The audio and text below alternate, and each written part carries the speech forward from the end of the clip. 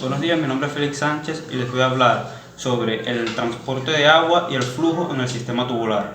Para entender todo esto debemos entenderlo por partes, empezando por lo que es el túbulo proximal.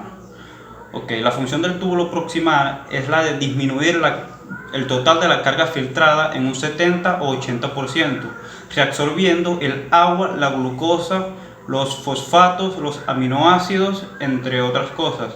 Lo que es indispensable para este proceso es el balance glomerulo tubular y la bomba de sodio.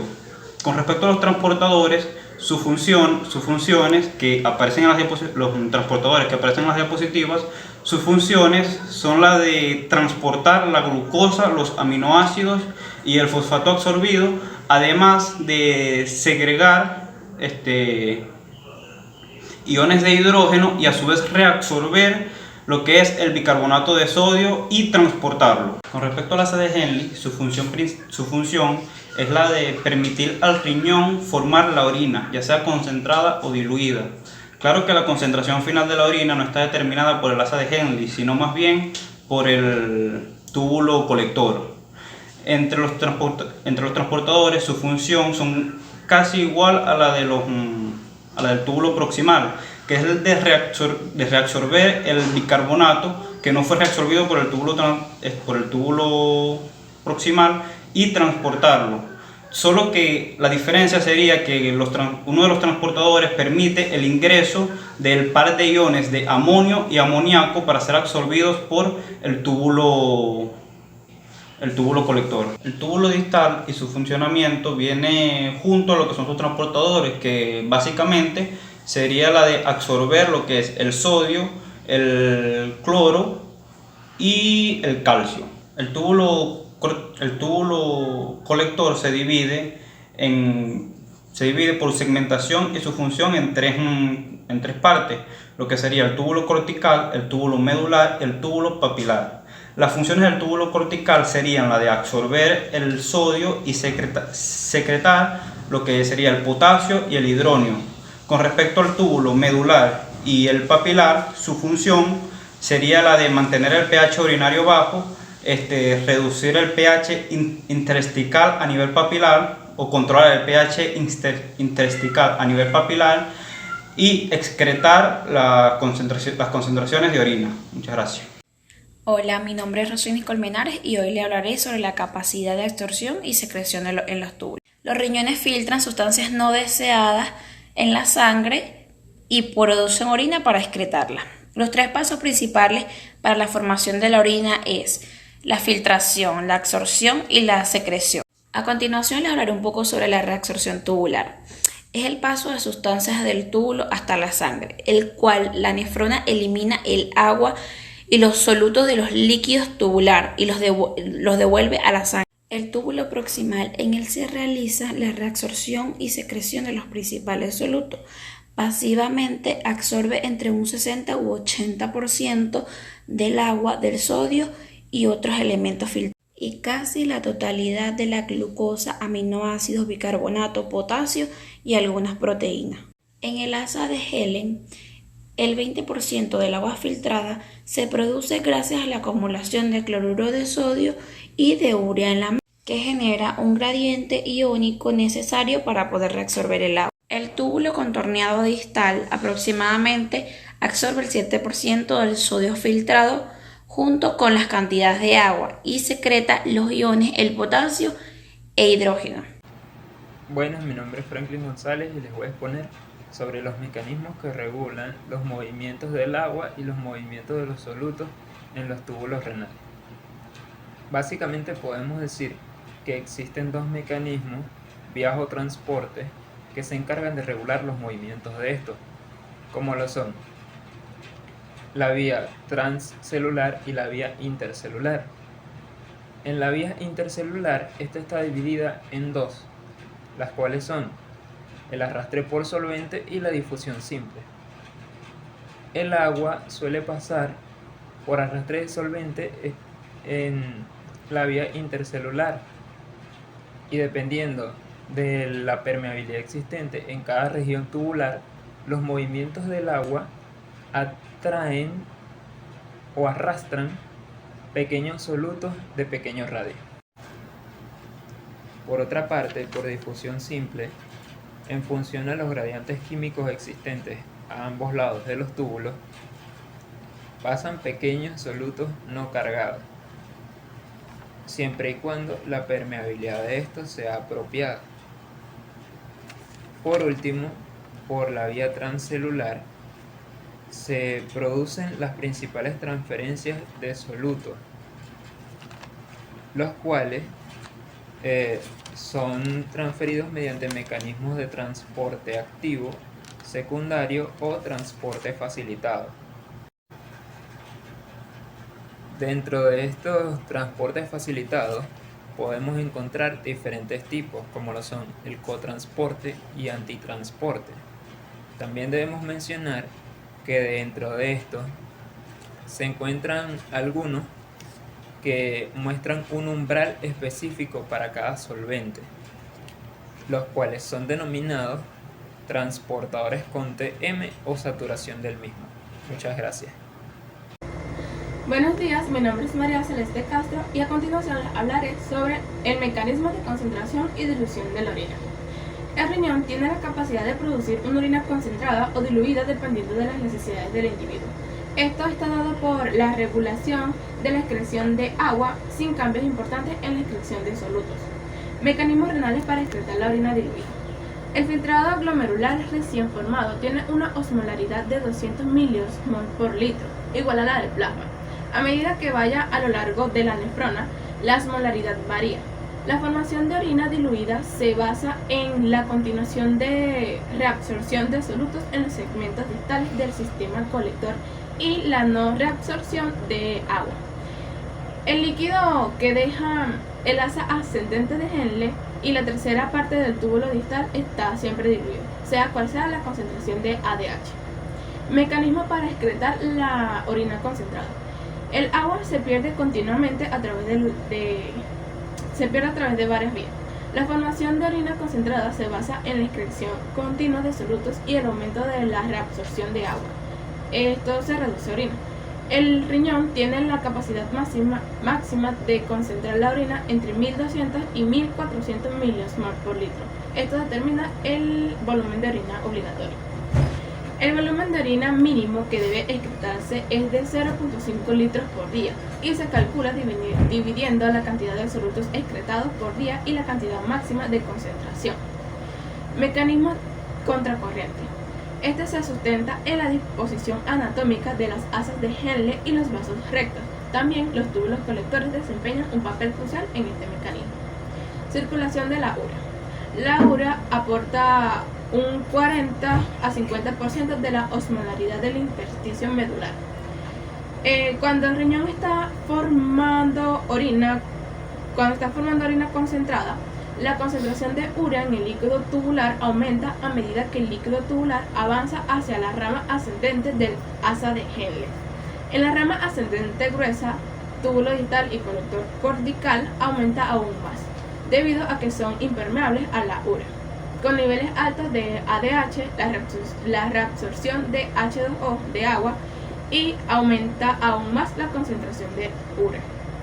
Al llegar el líquido tubular al túbulo colector medular, el cual es permeable a la urea, aun cuando la ADH está activa, la urea difunde con el agua hacia el líquido intersticial debido a la alta concentración. La difusión facilitada de la urea se debe a dos proteínas transportadoras de urea, UTA1 y UTA3. Esta se activa con la acción de ADH. Luego, la urea vuelve a ingresar al asa de Henle, esta rama descendente. Esta circulación de urea contribuye de forma adicional a crear una médula renal hipoosmótica. La excreción de la urea está determinada por dos factores: la concentración de la urea en el plasma, filtrado glomerular. El 40% al 50% de la urea filtrada se reabsorbe en el túbulo proximal, pero aún así la concentración aumenta debido a que no se difunde fácilmente. Mientras que la asa gruesa de Henle, el túbulo distal y el túbulo colector cortical son impermeables a la urea. La elevada concentración de la urea en el intersticio medular hace que una moderada parte se difunda al asa final de Henle. Este circuito concentra más la orina y concentración de la urea en el intersticio medular.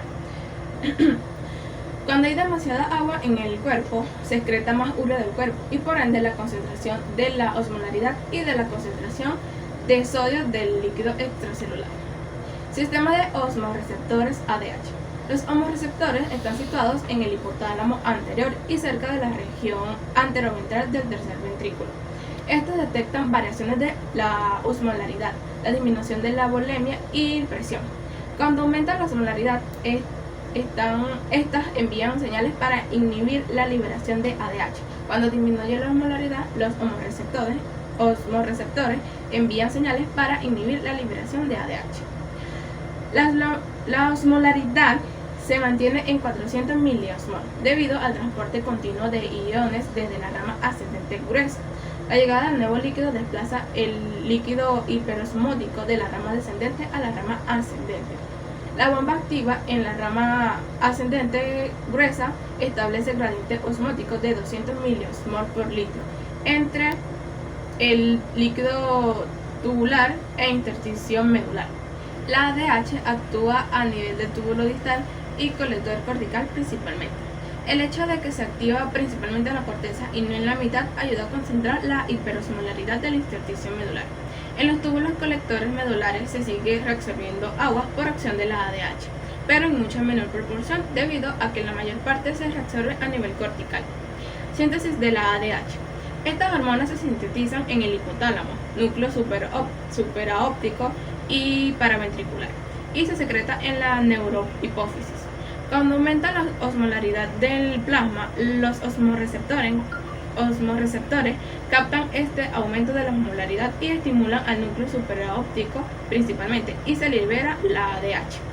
La ADH actúa por la parte más distal de los túbulos contornados distales y colectores, en donde el agua se hace permeable estos segmentos gracias a la acción de las acuaporinas 1 y 2.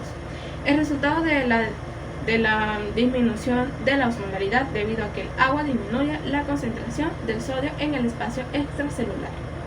Mi nombre es Leonel Blanco y mi punto de desarrollar es el sistema renina-angiotensina-aldosterona. Es una serie de secreciones de hormonas con el fin de retener iones de sodio, cloro, también de retener agua y subir la presión sanguínea. En los riñones hay prorenina. Esta, cuando es necesario, es convertida en renina activada por las células yuxtaglomerulares y luego es secretada hacia la sangre. A su vez, en la sangre hay angiotensinógeno que es sintetizado en el hígado. Gracias a la renina, el angiotensinógeno se convierte en angiotensina 1 y luego, gracias a la enzima convertidora de angiotensina, se convierte en angiotensina 2. La angiotensina 2 tiene propiedades vasoconstrictoras. Junto con la vasopresina se encarga de aumentar la presión sanguínea para mantener un flujo normal cuando el volumen del líquido del plasma disminuye. También la angiotensina tiene la capacidad de aumentar la concentración de aldosterona en los túbulos de los riñones. La aldosterona en los túbulos de las nefronas causa que aumente la reabsorción de iones de sodio y calcio para que el volumen del líquido corporal no baje más. Cuando el volumen del líquido corporal llega a niveles normales, se deja de producir renina activada. Esto causa que el resto de las hormonas que participan en el sistema tampoco lleguen a un estado activo. Gracias. Efectos del potasio sobre aldosterona. El riñón es el principal órgano de equilibrio corporal de potasio. Modifica la eliminación urinaria en función de la carga de potasio que se absorbe con la ingesta, siendo el objetivo de mantener dicho equilibrio corporal. La eliminación de potasio se equipara con la ingesta en condición normal y su pérdida por ese es muy mínima, siendo un 15%, pero algo pequeña pero importante en situaciones de sobrecarga, especialmente si se asocia con una disminución de filtrado glomerular. Algunos de nuestros fluidos, como la orina, el sudor y las heces, son excretores de potasio, siendo el sudor un excretor solamente de un 5%. El factor principal para la regulación de potasio es la aldosterona, que junto con el aporte de sodio y agua determina su secreción. La aldosterona actúa en la nefrona distal aumentando la reabsorción de sodio, secreción de potasio e hidrogeniones. A su vez, la concentración de potasio plasmático contribuye a la regulación y secreción de la aldosterona. En primer lugar, la aldosterona aumenta su concentración de potasio al estimular la bomba sodio-potasio ATPasa en la membrana basolateral. En segundo lugar, la aldosterona estimula la reabsorción de sodio a través de la membrana luminal. Finalmente, la aldosterona tiene un efecto directo sobre la membrana luminal al incrementar la permeabilidad al potasio. El control del equilibrio del potasio por retroalimentación está definido por una serie de pasos. Todo esto en respuesta a un incremento del potasio plasmático que participa en la síntesis y liberación de aldosterona, que a su vez estimula la síntesis de la bomba sodio-potasio ATPasa y de canales del potasio encontrados en las células principales del túbulo colector. Todo esto con el fin o con la finalidad de secretar el exceso de potasio. Mi nombre es Osmari Noroño, cédula de identidad 29871628. Yo les voy a hablar acerca de la importancia que tiene la SEC en el control de la osmolaridad y concentración de sodio en el líquido extracelular. Los riñones minimizan la pérdida de líquido durante las deficiencias de agua. Esto lo logra mediante el mecanismo de retroalimentación osmoreceptor ADH, pero es necesaria una ingestión adecuada del líquido para equilibrar cualquier pérdida que se tenga de este, ya sea mediante la sudoración, la respiración o a través del aparato digestivo. La ingestión del líquido está regulada por el mecanismo de la SEC, que junto al mecanismo osmoreceptor ADH mantienen un control preciso de la osmolaridad y de la concentración de sodio en el líquido extracelular. Muchos de los mecanismos que estimulan la secreción de ADH también aumentan la SEC, que se define como el estado consciente de beber agua. En una persona sana, los mecanismos osmoreceptores ADH y de la SEC trabajan en paralelo para regular de forma precisa la osmolaridad y la concentración de sodio en el líquido extracelular, a pesar de desafíos adicionales como la ingestión adecuada de la sal o desafíos deshidratadores constantes. Estos mecanismos de retroalimentación son capaces de mantener la osmolaridad razonablemente constante. Cuando el mecanismo ADH de la SEC falla, el otro puede habitualmente controlar la osmolaridad y la concentración de sodio en el líquido extracelular, siempre y cuando se ingiera suficiente líquido para equilibrar la pérdida de este, es decir, en la sudoración, la respiración o a través del aparato digestivo. Si ambos mecanismos fallan, el mecanismo de la SEC y el osmoreceptor ADH, la concentración de sodio y la osmolaridad se controlan mal, es decir, ningún otro mecanismo de retroalimentación es capaz de regular adecuadamente la osmolaridad y la concentración de sodio. El calcio está presente a nivel extracelular e intracelular, estando presente en cantidades mínimas en ambas, ya que este, al ser un segundo mensajero, puede activar varias vías de transducción, por lo que debe mantener niveles de concentración bajos. Casi todo el calcio del cuerpo humano, el 99%, está localizado en los huesos. El tejido óseo está compuesto por una parte mineral, una parte proteica de colágeno y otra parte de agua. Entonces ese 99% está en la parte mineral, específicamente en un mineral conocido como hidroxiapatita. El 1% restante se encuentra en los líquidos corporales, específicamente en el plasma. La importancia del calcio se relaciona con funciones como la mineralización ósea, la liberación de neurotransmisores y la regulación de canales sensibles a voltaje. Buenas, mi nombre es Juan Campos y mi punto a desarrollar es carga tubular y máximo tubular. Se denomina carga tubular a las sustancias que por un periodo de tiempo pasan desde la sangre hacia los túbulos de la nefrona. Y su valor depende de la concentración de las sustancias y de la tasa de filtración glomerular. Cabe destacar que no todas las nefronas contienen un mismo índice de saturación, por lo que el umbral de glucosa está situado con una carga tubular de 220 miligramos por minuto y que a partir de esta misma y que a partir de esta misma comienzan a aumentar significativamente las cantidades de glucosa en la orina. Máximo tubular es la cantidad de sustancias que puede transportar el riñón por un periodo de tiempo. Las sustancias con solución facilitada y transporte activo dependen de un mecanismo de naturaleza saturable. Su velocidad máxima de reabsorción o secreción se denomina transporte máximo. La glucosa es una sustancia que se reabsorbe en su totalidad gracias a una concentración plasmática, que ya comenzaría a aparecer en la orina. Los túbulos renales pueden reabsorber una cantidad de 375 miligramos de glucosa por minuto y de 400 a 500 miligramos de orina por día, esto en adultos.